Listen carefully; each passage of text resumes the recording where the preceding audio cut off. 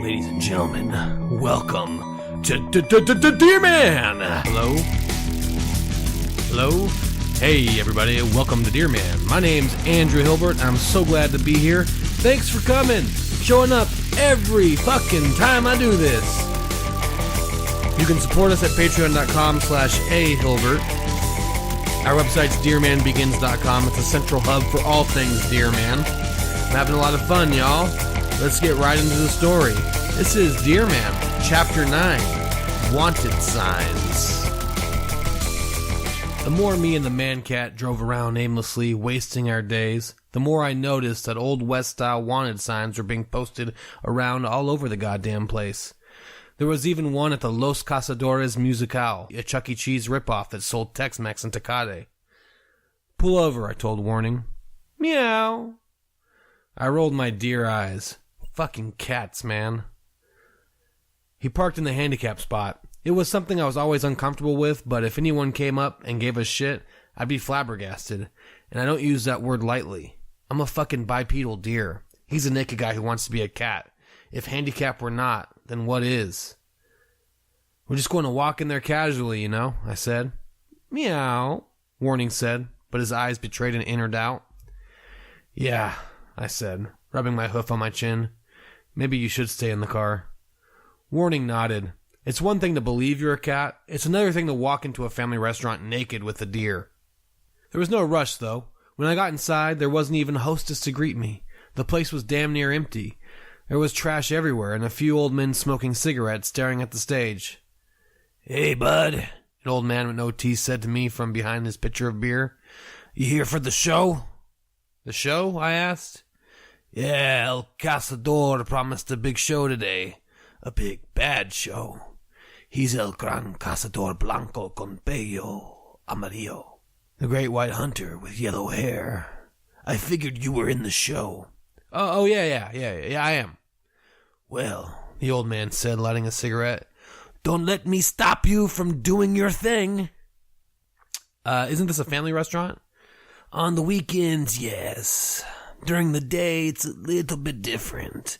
He motioned his work-beaten hand to showcase the room. It was filled with smoke and sparsely populated with people drinking straight from the bottle. During the day, my friend, we smoke and sing and dance with El Gran Cazador Blanco con Pello Amarillo. He makes us laugh. Yeah, I said. I took a seat near the middle of the folding chairs that were chaotically arranged throughout the restaurant. All the lights went out as I settled in. It's hard sitting on a tail. I still haven't gotten used to it. A spotlight shone on the curtains where a short man in a beige leisure suit came out. He looked shy. Amigos! He yelled. Did I not promise you a grand show today? The crowd clapped, but it sounded like the kind of clapping that happens when you're jerking off into the toilet. Sometimes your balls to the side of your leg. It's not often, but it happens. That's what it sounded like. Unimpressive. Noteworthy, only when comparing it to masturbating into a toilet. Ay! El Gran Cazador Blanco con Pelo Amarillo said. Amigos! That does not sound like my amigos! The crowd clapped a little bit more. Not much. El Gran Cazador Blanco con Pelo Amarillo pulled out 2 pistols. Then he sang, Mi pistola está en mis pantalones y está deseando un cacería. The crowd started laughing. This dumb white guy thinks we like him. An old man leaned into me and said as he exhaled his cigarette smoke. He comes in here and thinks because he speaks Spanish he's one of us. Thinks because he's married to the owner's daughter that we like him. Bullshit. We know he's only after the restaurant when the old man dies. We want to turn it into a condo with an office for Senador Teodoro Luz at the ground floor. He thinks we like Luz because his name ends in a Z. We just come here to laugh at him. I nodded. Ouch! The old man yelled. I turned and saw that my antler had split his left nostril in half when I nodded. Sorry, I said. I bet you're Teodoro Luz under there, aren't you? The old man started poking at me. It tickled, but I couldn't laugh anymore. Laughing was a human thing. Deer don't laugh. Deer get revenge. And I've been running around in circles for too fucking long. I stood up and knocked the chair in front of me down. I started bucking like a racehorse who hates the feeling of having a really small guy sit on top of him and whip him into speed.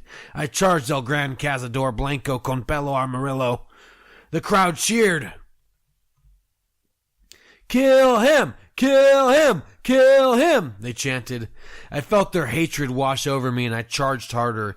This man didn't deserve the passionate end of my hooves, the angry tips of my antlers, but I was bored with running around. I was tired of being a deer. I was tired of hanging around with some pervert that keeps up the charade of being a man with a cat brain, even after he admitted to me it was just a ruse to satisfy some weird sexual desire that he couldn't even find like-minded freaks on the internet for. Nobody asked me if I wanted to be a deer. If you asked me, I would have been better off bleeding out on the highway. At least somebody would find me, and Brenda wouldn't be sitting on the edge of her bed wondering where I went. If I ran off with some California hussy, or if I killed myself. If I was killed by a serial killer who could overpower me, of all people, then it hit me like a gunshot to my knee. A gunshot to my knee. The crowd hushed. "I promised a show today, no!" El Gran Cazador Blanco con pelo amarillo yelled.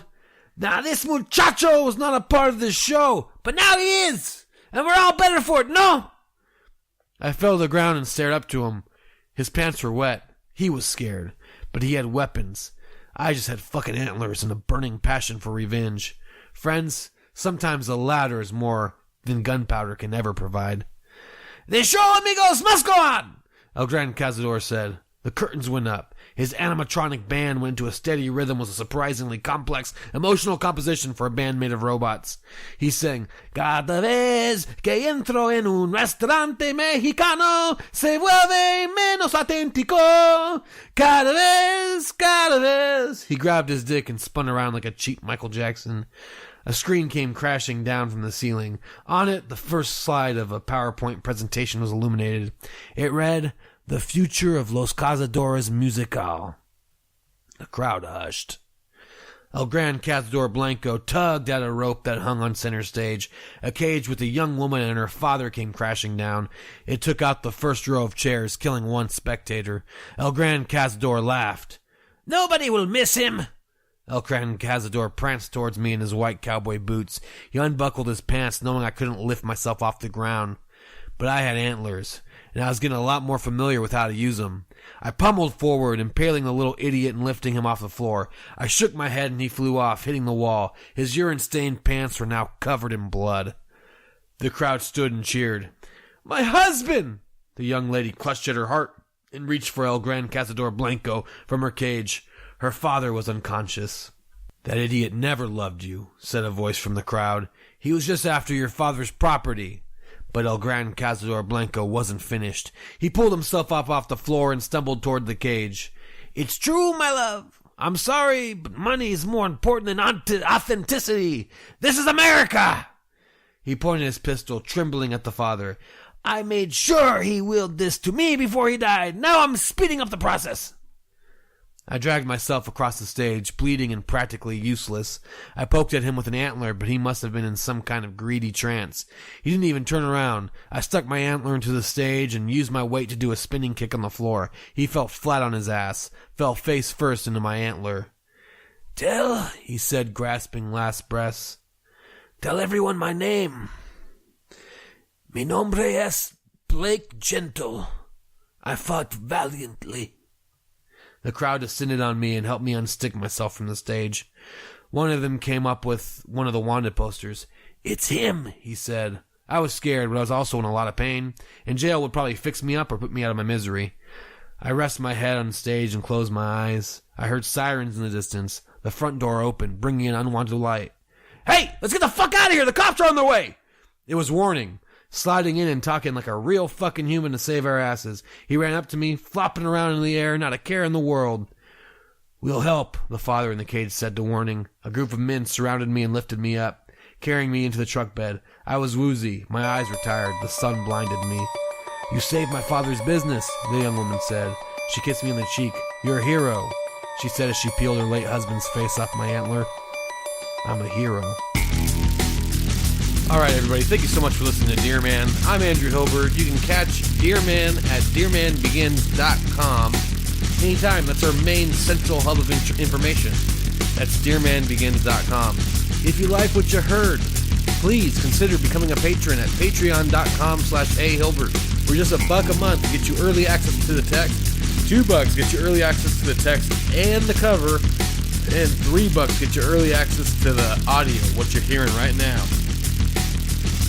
Now, you don't have to support. I understand. It's hard out there. It's tough. But if you're going to buy something off Amazon, consider clicking on our Amazon links at deermanbegins.com. It adds nothing to the cost of your purchase. It just gives me a sweet, sweet kickback for sending you over there. Just want to say a very happy birthday to my dad, Andy Hilbert. It's his birthday today, so I had to make sure I got an episode out for him because he actually listens to this and he enjoys it. So, hey, Pops, happy birthday, man. Everybody out there in internet land, thank you for listening. I'm Andrew Hilbert. This is Deerman, and you are cool.